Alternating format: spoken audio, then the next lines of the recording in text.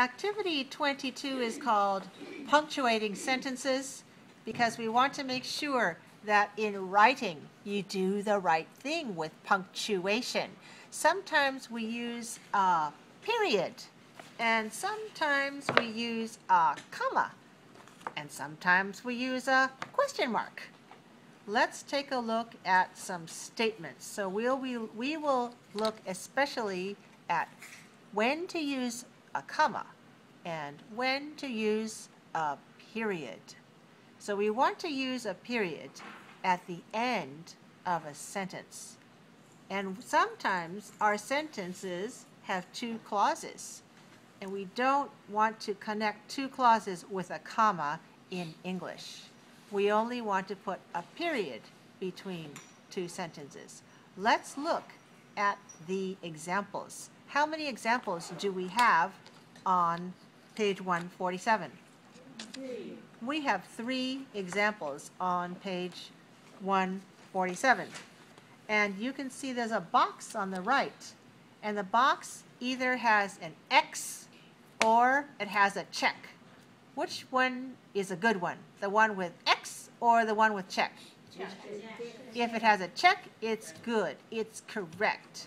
If it has an X in it, then it's wrong. It's incorrect. It's not good. Let's find out why. Okay, you remember when we write sentences in English, the first letter needs to be capital, a capital letter. And we also need to remember when we write the name of a person, we always have to start with a capital letter. For example, my name is Marcia Chan. Where do I put capital letters? M for Marcia and C for Chan. Okay?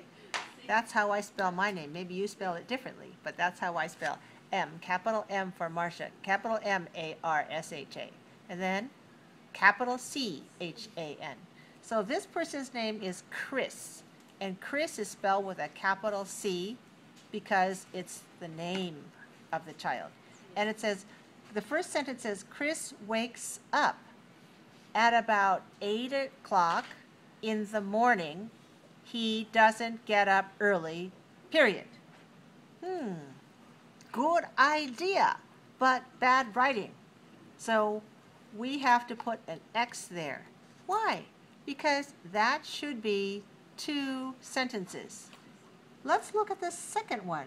The second one shows Chris wakes up at about 8 o'clock in the morning, comma, he doesn't get up early, period.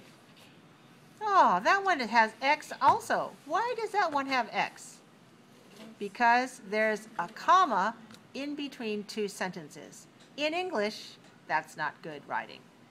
Let's look at the third example. Here we see Chris wakes up at about 8 o'clock in the morning, period. Is that good? Yeah. Yes. He doesn't get up early, period. Okay, so now we have 2 sentences.